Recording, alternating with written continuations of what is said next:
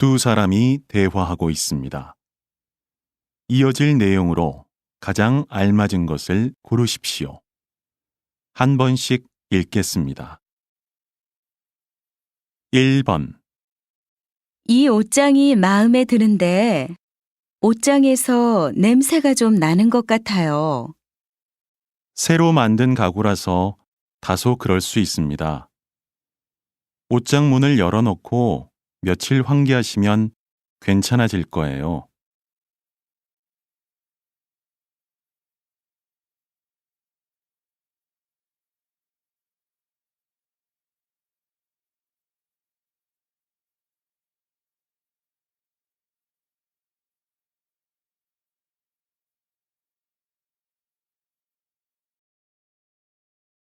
2번. 전 세계 유명한 그림들을 디지털 영상으로 찍은 걸 봤는데 진짜보다 더 생생하더라. 앞으로는 미술관에 갈 필요도 없겠어. 아무리 기술이 발달했어도 직접 가서 보는 것만 하겠어?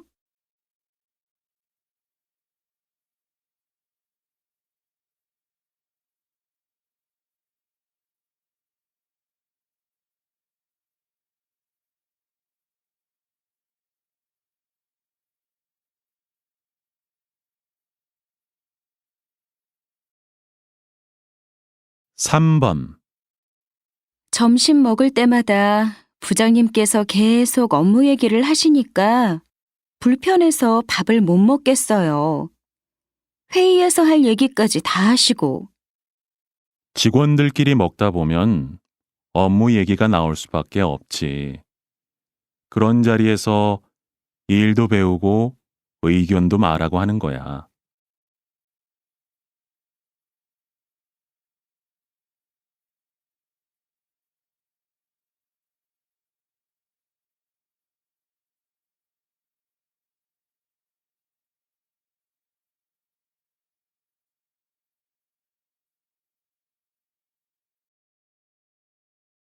4번.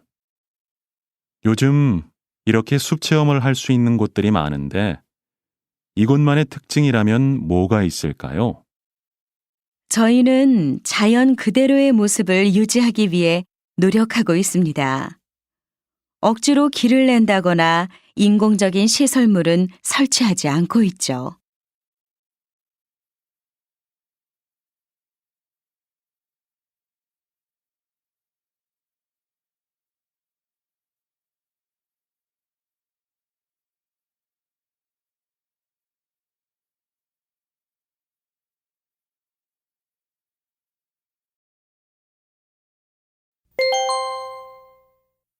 다음은 무엇에 대해 이야기하고 있습니까? 가장 알맞은 것을 고르십시오. 한 번씩 읽겠습니다. 5번. 요즘 천으로 만든 보자기로 선물 포장을 하는 것이 인기인데요. 종이 포장지에 비해 훨씬 정성스러워 보이는 데다 언제든 재활용이 가능하니까 쓰레기 걱정도 덜 수 있어서 좋은 것 같습니다. 포장 방법도 아주 간단한데요. 별다른 도구 없이 그저 매듭을 지어서 묶기만 하면 되니까 누구나 쉽게 할 수 있습니다.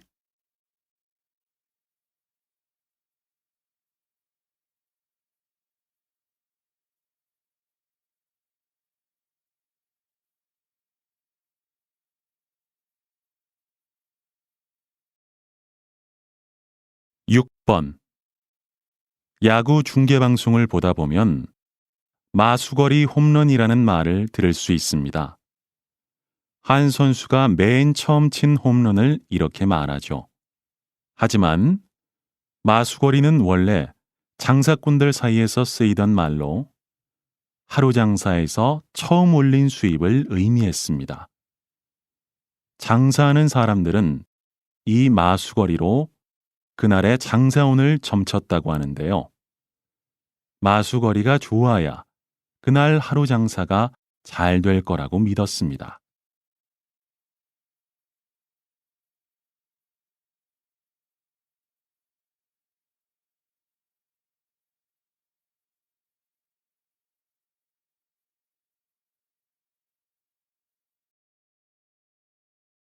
7번. 앞서 보신 것처럼 해식 동굴은 파도가 절벽에 부딪히면서 만들어지게 되는데요.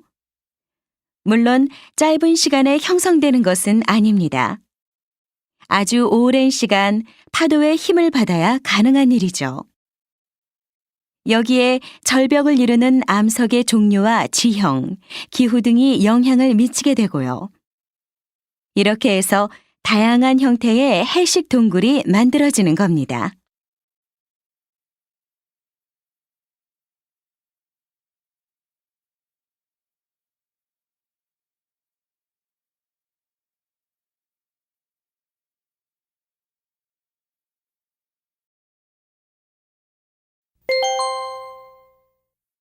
다음을 듣고 들은 내용과 같은 것을 고르십시오.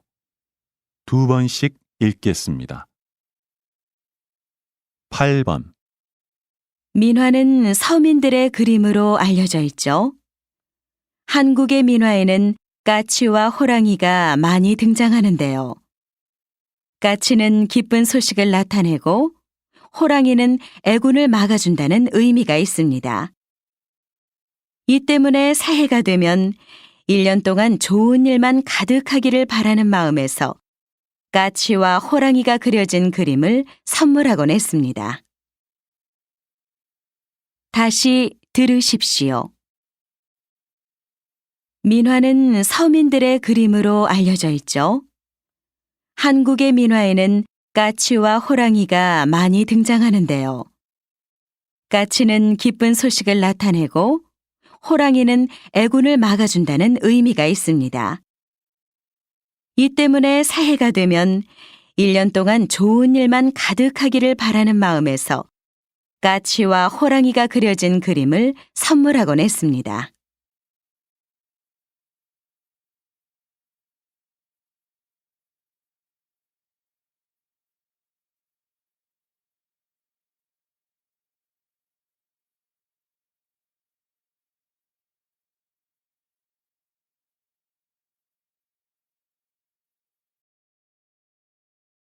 (9번) 오늘 소개해드릴 책은 인간은 왜 외로움을 느끼는가입니다. 현대인의 만성병이라는 외로움을 사회과학적인 측면에서 연구 정리한 건데요. 어려운 용어 사용을 최대한 자제하여 일반인도 쉽게 읽을 수 있도록 했습니다. 저자는 이 책에서 외로움을 느낀다는 건 사회생활에 문제가 있음을 알리는 것이니 주위를 둘러보라고 조언하고 있습니다. 다시 들으십시오. 오늘 소개해드릴 책은 인간은 왜 외로움을 느끼는가입니다. 현대인의 만성병이라는 외로움을 사회과학적인 측면에서 연구 정리한 건데요. 어려운 용어 사용을 최대한 자제하여 일반인도 쉽게 읽을 수 있도록 했습니다. 저자는 이 책에서 외로움을 느낀다는 건 사회생활에 문제가 있음을 알리는 것이니 주위를 둘러보라고 조언하고 있습니다.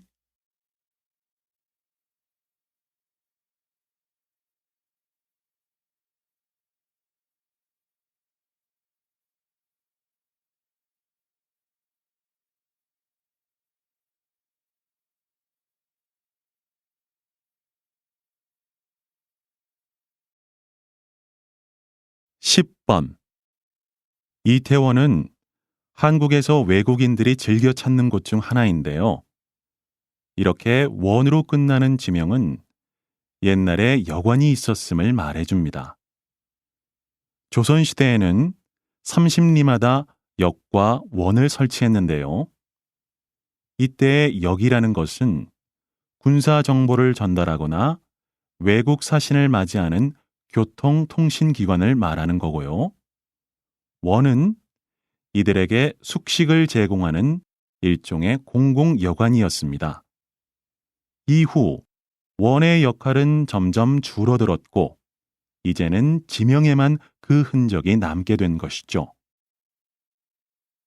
다시 들으십시오. 이태원은 한국에서 외국인들이 즐겨 찾는 곳 중 하나인데요.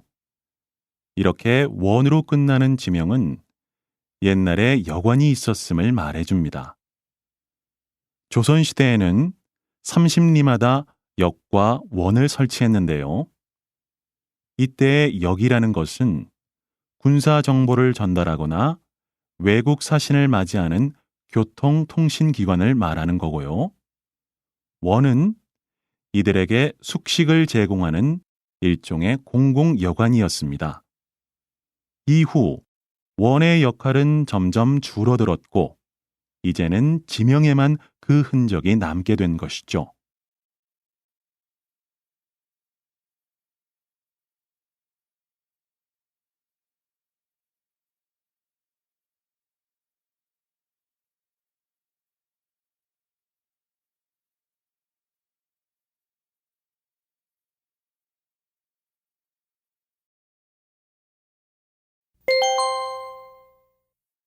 다음을 듣고 남자가 어떤 생각을 하고 있는지 맞는 것을 고르십시오. 2번씩 읽겠습니다. 11번. 알뜰장터가 또 열렸대? 이번 달만 해도 벌써 2번째인데 너무 자주 하는 거 아니야? 시끄러울 거라곤 생각 안 하나 봐. 왜? 장터가 열리면 아파트 주민들한테도 좋은 거 아니야? 볼거리가 생겨서 재미도 있고 분위기도 활기차잖아. 게다가 현지에서 직접 가져온 싱싱하고 좋은 물건들을 싸게 구입할 수도 있고, 다시 들으십시오. 알뜰장터가 또 열렸대? 이번 달만 해도 벌써 2번째인데 너무 자주 하는 거 아니야? 시끄러울 거라곤 생각 안 하나 봐. 왜? 장터가 열리면 아파트 주민들한테도 좋은 거 아니야? 볼거리가 생겨서 재미도 있고 분위기도 활기차잖아. 게다가 현지에서 직접 가져온 싱싱하고 좋은 물건들을 싸게 구입할 수도 있고,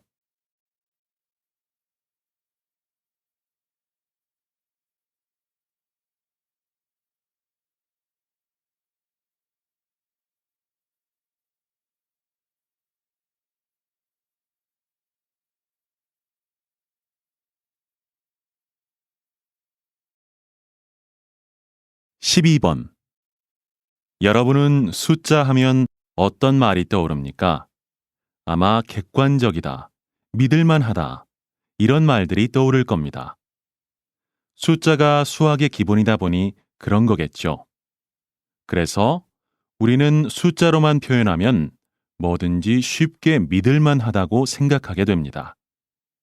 그런데 정말 그럴까요? 예를 들어 평균 4.5명이라는 숫자는 실제 몇 명의 사람을 뜻하는 걸까요?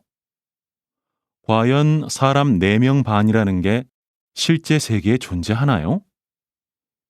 객관적이라고 생각했던 4.5라는 숫자의 의미가 참 모호해 보이죠?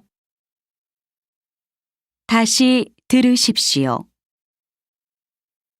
여러분은 숫자 하면 어떤 말이 떠오릅니까? 아마 객관적이다, 믿을만하다, 이런 말들이 떠오를 겁니다. 숫자가 수학의 기본이다 보니 그런 거겠죠. 그래서 우리는 숫자로만 표현하면 뭐든지 쉽게 믿을만하다고 생각하게 됩니다. 그런데 정말 그럴까요? 예를 들어 평균 4.5명이라는 숫자는 실제 몇 명의 사람을 뜻하는 걸까요? 과연 사람 4명 반이라는 게 실제 세계에 존재하나요? 객관적이라고 생각했던 4.5라는 숫자의 의미가 참 모호해 보이죠?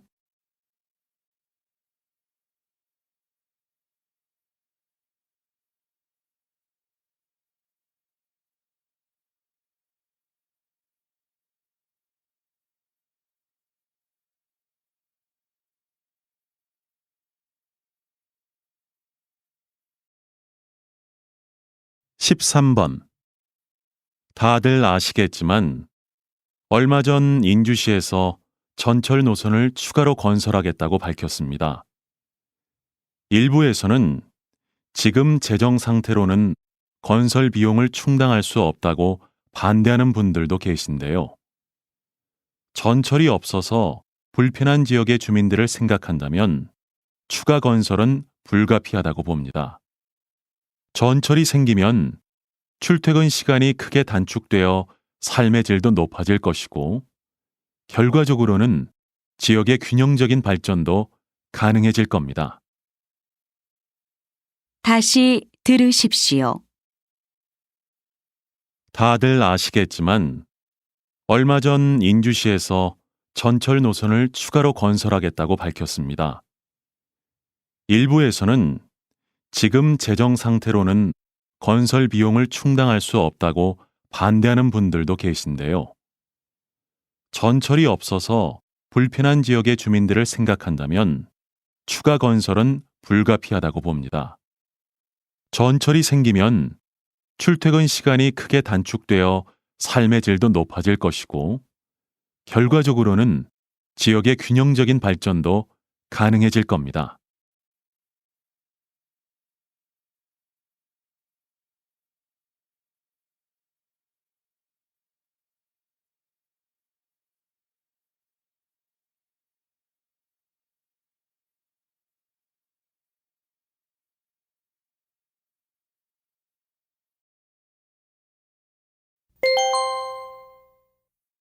다음 그림을 보고 가장 적절한 대화를 고르십시오.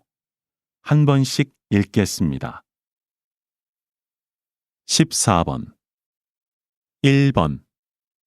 처음이라 전혀 할 줄 모르니까 자세 잡는 법 좀 가르쳐 주세요. 이렇게 무릎을 살짝 구부린 상태에서 오른쪽 발을 뒤로 빼면서 부드럽게 굴리듯이 던지면 돼요. 보기에는 쉬워 보이는데 잘할 수 있을지 모르겠네요. 2번. 던질 때 어디를 보면서 던져야 되는 거예요? 저기 앞쪽 핀들 사이에 작은 흰색 점 보이죠? 시선을 거기에 고정시키고 그 자세 그대로 몇 걸음 가다가 던지면 돼요. 아, 알았어요. 한번 해볼게요. 3번.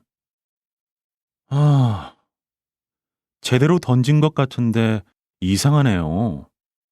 저기 가운데를 보고 정확하게 던져야죠. 던질 때 방향이 틀어지면 공이 가다가 옆으로 빠지거든요. 가운데로 던진다고 던졌는데 자꾸 다른 방향으로 가요. 4번. 정말 죄송합니다. 던지다가 공을 놓쳐서요. 아니에요. 괜찮아요. 손이 미끄러우면 가끔 그렇게 공이 빠지기도 하더라고요. 네.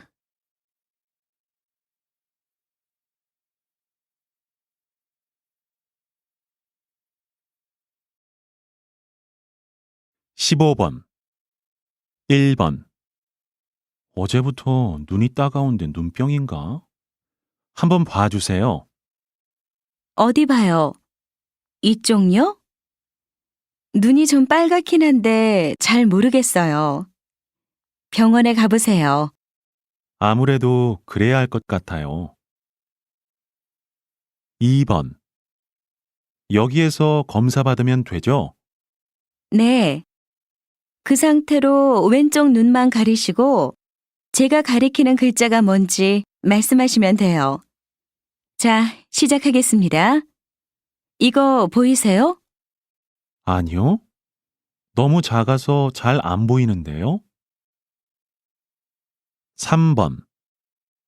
얼굴을 이쪽으로 대면 돼요? 기계 쪽으로 가까이 오셔서 턱이랑 이마 붙이시고요. 눈 깜빡이지 말고 잠깐만 그대로 계세요. 이렇게요? 4번. 큰 문제 없다니 정말 다행이에요. 네, 걱정 안 하셔도 돼요. 안약 넣어드렸으니까 잠깐 앉아서 위쪽 보시면서 눈 몇 번만 깜박여 주세요. 네, 고맙습니다.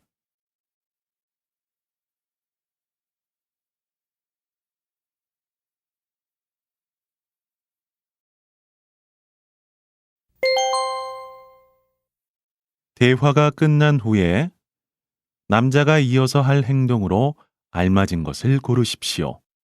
2번씩 읽겠습니다. 16번. 이제 박람회 준비는 거의 다 끝난 거죠? 네, 행사장에 가서 우리 회사 부스가 잘 설치됐는지 확인하고 필요한 물품들만 갖다 놓으면 될 것 같아요. 회사 기념품도 가지고 가야 될 텐데 홍보팀에 연락해 볼까요? 홍보팀에서 오늘 오전 중에 보내주겠다고 했으니까 아마 준비됐을 거예요. 제가 지금 전화해서 갖다 달라고 할게요. 알았어요. 기념품만 오면 바로 출발하죠. 다시 들으십시오. 이제 박람회 준비는 거의 다 끝난 거죠? 네, 행사장에 가서 우리 회사 부스가 잘 설치됐는지 확인하고 필요한 물품들만 갖다 놓으면 될 것 같아요. 회사 기념품도 가지고 가야 될 텐데 홍보팀에 연락해 볼까요? 홍보팀에서 오늘 오전 중에 보내주겠다고 했으니까 아마 준비됐을 거예요. 제가 지금 전화해서 갖다 달라고 할게요. 알았어요. 기념품만 오면 바로 출발하죠.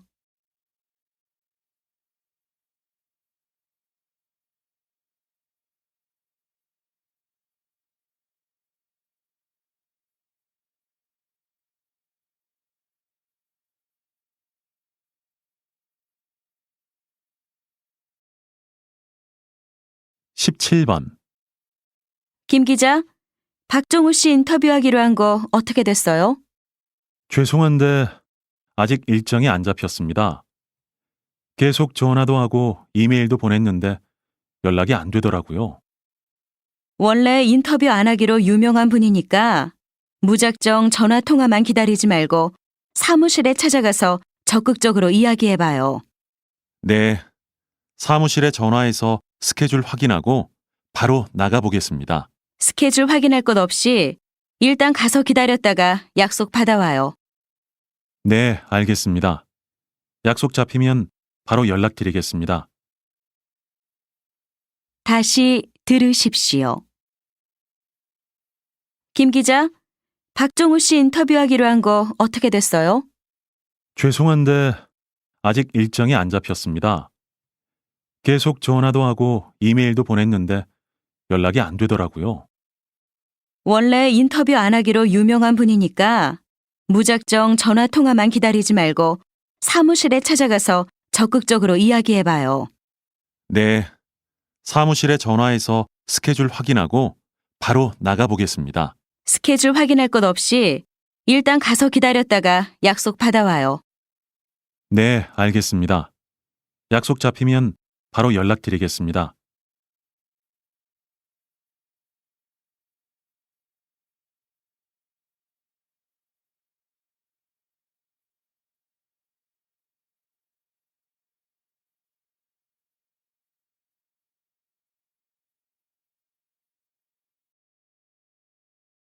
십팔 번.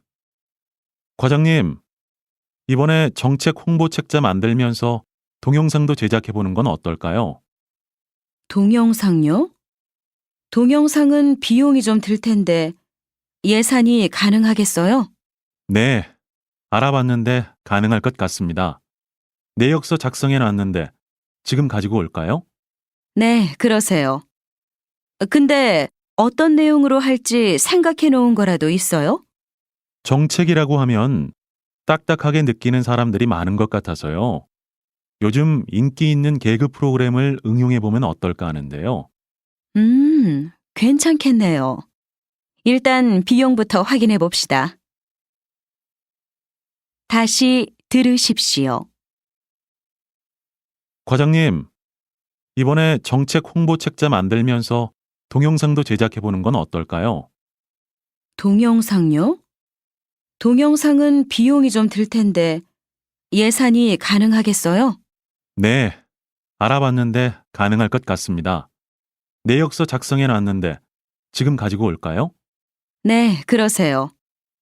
근데 어떤 내용으로 할지 생각해 놓은 거라도 있어요? 정책이라고 하면 딱딱하게 느끼는 사람들이 많은 것 같아서요. 요즘 인기 있는 개그 프로그램을 응용해 보면 어떨까 하는데요. 괜찮겠네요. 일단 비용부터 확인해 봅시다.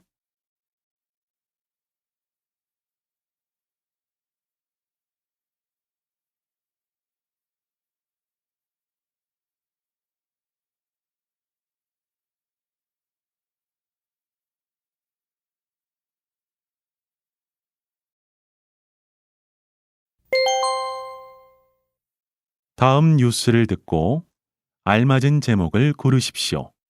2번씩 읽겠습니다. 19번. 최근 지문사전 등록제가 화제입니다. 실종 사건이 발생했을 때 등록된 지문 자료를 활용해 아동을 찾아주는 제도인데요. 지난 5일 3살 난 사내아이가 실종 3시간 만에 가족 품으로 돌아갈 수 있었던 것도 지문사전 등록제 덕분입니다. 경찰청 발표에 따르면 지난해 이 제도가 도입된 이후 아동 실종률이 꾸준히 감소하고 있다고 합니다. KBS 뉴스 김수진입니다.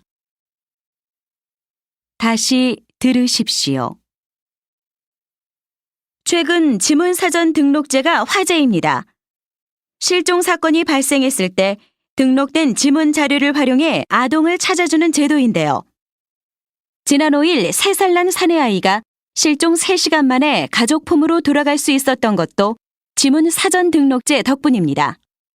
경찰청 발표에 따르면 지난해 이 제도가 도입된 이후 아동 실종률이 꾸준히 감소하고 있다고 합니다. KBS 뉴스 김수진입니다.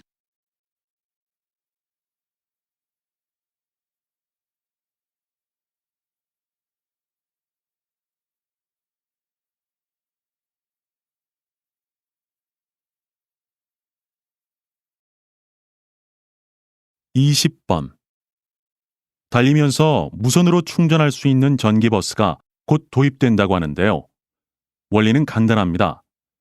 무선 충전 전기버스가 도로에 매설된 충전 시설에 진입하면 무선으로 자기력을 공급받고 이것을 다시 전기로 바꿔 배터리를 충전하는 것입니다. 올해까지 시범 운행을 거치고 내년부터는 인주 시내 25km 구간을 운행할 계획이라고 하는데요. 전기차 활성화에 가장 큰 걸림돌이었던 충전 문제가 해결됨에 따라 전기차 보급이 더욱 빨라질 것으로 기대됩니다. KBC 뉴스 한상훈입니다. 다시 들으십시오.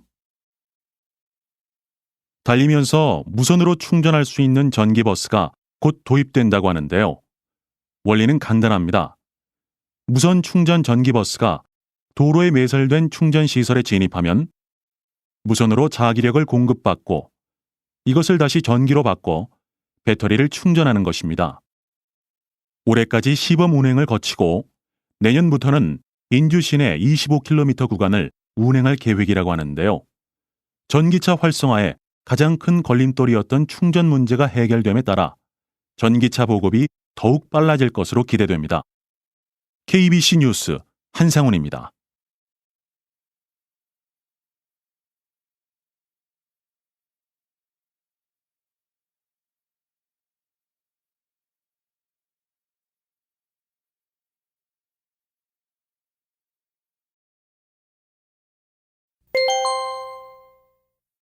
다음 강연을 듣고 물음에 답하십시오.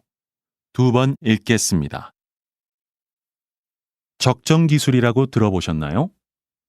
아마 모르시는 분들이 많을 텐데요. 쉽게 말해 어떤 지역에 꼭 필요하고 딱 맞는 기술을 말합니다. 예를 한번 들어볼까요? 발전 시설이 없는 지역에서 자전거 페달을 밟아 전구의 불을 밝히는 광고. 다들 보신 적 있으실 거예요. 이런 것이 바로 적정 기술에 해당된다고 할 수 있습니다. 강물이 오염된 지역에서 휴대용 여과 장치로 강물을 정수에 사용하는 것도 마찬가지고요. 사실 고도의 기술에 길들여진 우리에게는 아이디어 제품 정도에 불과해 보이는데요. 하지만 어떤 지역의 사람들에게는 최선의 기술이라고 할 수 있죠. 앞으로 더 많은 지역에서 적용이 이루어지기를 기대하는 것은 바로 이 때문입니다. 다시 들으십시오. 적정 기술이라고 들어보셨나요? 아마 모르시는 분들이 많을 텐데요. 쉽게 말해 어떤 지역에 꼭 필요하고 딱 맞는 기술을 말합니다. 예를 한번 들어볼까요? 발전 시설이 없는 지역에서 자전거 페달을 밟아 전구의 불을 밝히는 광고. 다들 보신 적 있으실 거예요. 이런 것이 바로 적정 기술에 해당된다고 할 수 있습니다. 강물이 오염된 지역에서 휴대용 여과 장치로 강물을 정수해 사용하는 것도 마찬가지고요. 사실 고도의 기술에 길들여진 우리에게는 아이디어 제품 정도에 불과해 보이는데요. 하지만 어떤 지역의 사람들에게는 최선의 기술이라고 할 수 있죠. 앞으로 더 많은 지역에서 적용이 이루어지기를 기대하는 것은 바로 이 때문입니다.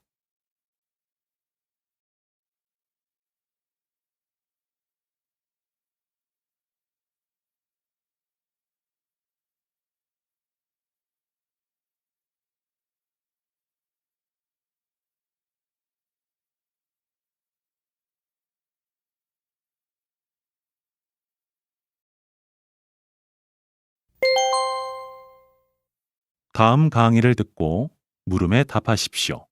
2번 읽겠습니다. 북유럽 신화 속 최고의 신은 오딘입니다. 그런데 이 최고의 신은 어이없게도 늑대에게 잡아먹혀 수치스런 죽음을 맞이하게 되는데요. 바로 이 부분이 우리가 주목해야 할 점입니다. 북유럽 신화에 등장하는 신들은 이 오딘처럼 대부분 뭔가 결핍돼 있습니다. 그 결핍이 자신에게 가장 필요한 부분이라는 점도 흥미롭습니다. 최고의 신은 불완전한 신체를 갖고 있고 사랑의 여신은 연인을 찾아 온 세상을 헤매고 돌아다닙니다.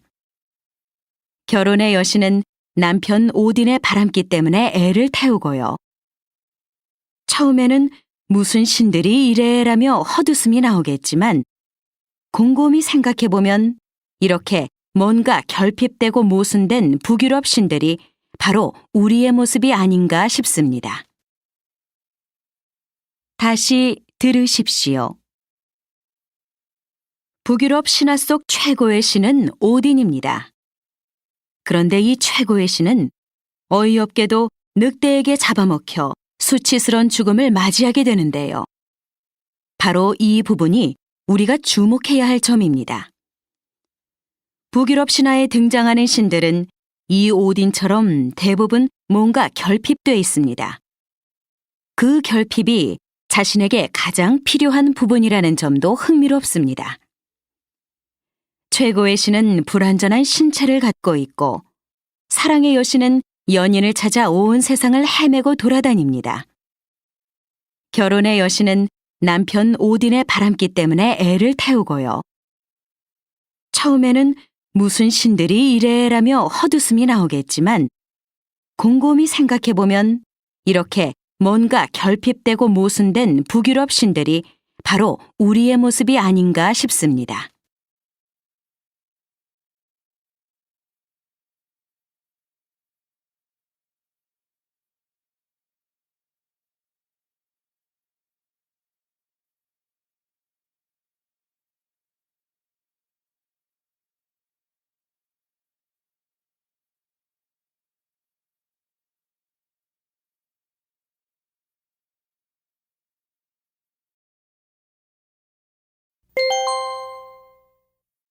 다음 토론을 듣고 물음에 답하십시오.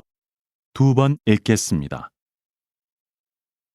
정년을 60세로 연장하면 청년 실업 문제가 더 심각해질 겁니다.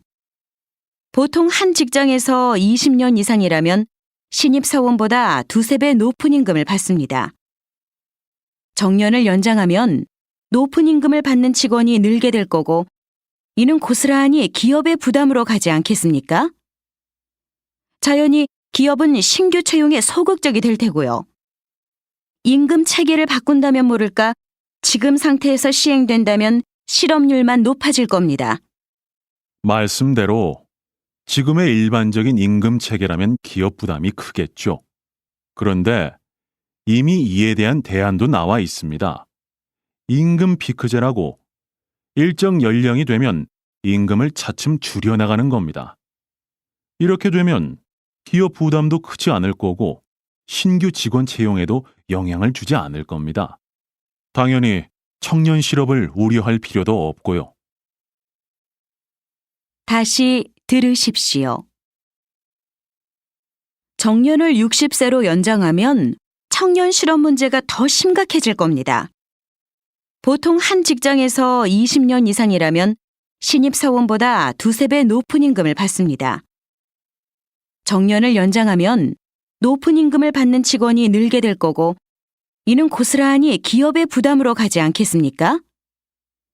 자연히 기업은 신규 채용에 소극적이 될 테고요. 임금 체계를 바꾼다면 모를까, 지금 상태에서 시행된다면 실업률만 높아질 겁니다. 말씀대로 지금의 일반적인 임금 체계라면 기업 부담이 크겠죠. 그런데 이미 이에 대한 대안도 나와 있습니다. 임금 피크제라고 일정 연령이 되면 임금을 차츰 줄여나가는 겁니다. 이렇게 되면 기업 부담도 크지 않을 거고 신규 직원 채용에도 영향을 주지 않을 겁니다. 당연히 청년 실업을 우려할 필요도 없고요.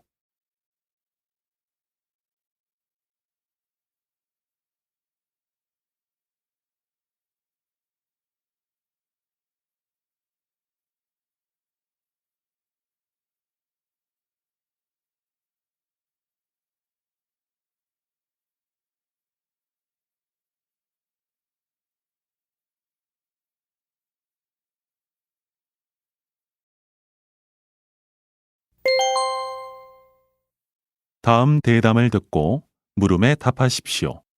2번 읽겠습니다. 그동안 대학 설립은 대학 설립 준칙주의에 따라 최소 요건만 갖추면 가능했었습니다. 20여 년 가까이 운영되던 이 제도를 정부가 최근 폐지하겠다고 밝혔는데요. 이에 대해 어떻게 생각하십니까? 이번 방침은 교육계 관계자들이 몇 년 전부터 계속해서 제기해온 주장이기도 한데요. 그동안 대학 설립 준칙주의 때문에 대학 수가 얼마나 많이 늘었습니까? 그런데 정작 공부를 해야 할 학령 인구는 점점 줄어들고 있고요. 그러다 보니 대학 입학 정원도 다 채우지 못하는 경우도 많고, 이 때문에 일부 대학의 운영과 교육이 파행적으로 진행되기도 했습니다. 2018년에는 고등학교 졸업생 수보다 대학 입학 정원이 많다고 하니 미달 사태는 점점 심해지겠죠. 늦은 감은 있지만 지금이라도 폐지한다니 다행입니다. 다시 들으십시오. 그동안 대학 설립은 대학 설립 준칙주의에 따라 최소 요건만 갖추면 가능했었습니다. 20여 년 가까이 운영되던 이 제도를 정부가 최근 폐지하겠다고 밝혔는데요. 이에 대해 어떻게 생각하십니까? 이번 방침은 교육계 관계자들이 몇 년 전부터 계속해서 제기해온 주장이기도 한데요. 그동안 대학 설립 준칙주의 때문에 대학 수가 얼마나 많이 늘었습니까? 그런데 정작 공부를 해야 할 학령 인구는 점점 줄어들고 있고요. 그러다 보니 대학 입학 정원도 다 채우지 못하는 경우도 많고, 이 때문에 일부 대학의 운영과 교육이 파행적으로 진행되기도 했습니다. 2018년에는 고등학교 졸업생 수보다 대학 입학 정원이 많다고 하니 미달 사태는 점점 심해지겠죠. 늦은 감은 있지만 지금이라도 폐지한다니 다행입니다.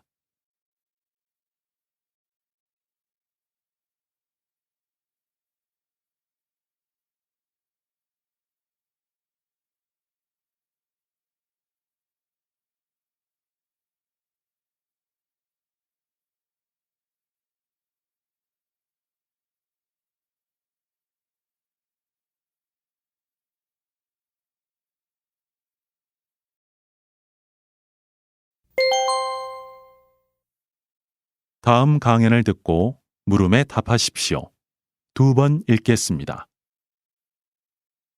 이렇다 보니 정치적 이념이 다른 국가라도 공동의 이익이 있다면 교섭의 대상이 되었습니다. 반대로 협력 대상이었던 국가라도 외교 사안에 따라 거리를 두기도 했고요. 영원한 우방도, 영원한 적국도 없는 시대가 된 거죠. 이러한 시대적 분위기를 반영해 나타난 외교 정책이 바로 균형 외교입니다. 균형 외교는 말 그대로 가까운 나라, 먼 나라라고 규정해 놓지 않고 모든 나라와 일정한 거리를 유지해 두는 걸 말합니다. 특히 요즘처럼 경제적 이익을 놓고 국제적으로 조정할 일이 많을 때에 효과적입니다. 이런 이유로 한국을 비롯한 많은 나라에서 이 균형 외교 정책을 구사하고 있지요. 다시 들으십시오. 이렇다 보니 정치적 이념이 다른 국가라도 공동의 이익이 있다면 교섭의 대상이 되었습니다. 반대로 협력 대상이었던 국가라도 외교 사안에 따라 거리를 두기도 했고요. 영원한 우방도, 영원한 적국도 없는 시대가 된 거죠. 이러한 시대적 분위기를 반영해 나타난 외교 정책이 바로 균형 외교입니다. 균형 외교는 말 그대로 가까운 나라, 먼 나라라고 규정해 놓지 않고 모든 나라와 일정한 거리를 유지해 두는 걸 말합니다. 특히 요즘처럼 경제적 이익을 놓고 국제적으로 조정할 일이 많을 때에 효과적입니다. 이런 이유로 한국을 비롯한 많은 나라에서 이 균형 외교 정책을 구사하고 있지요.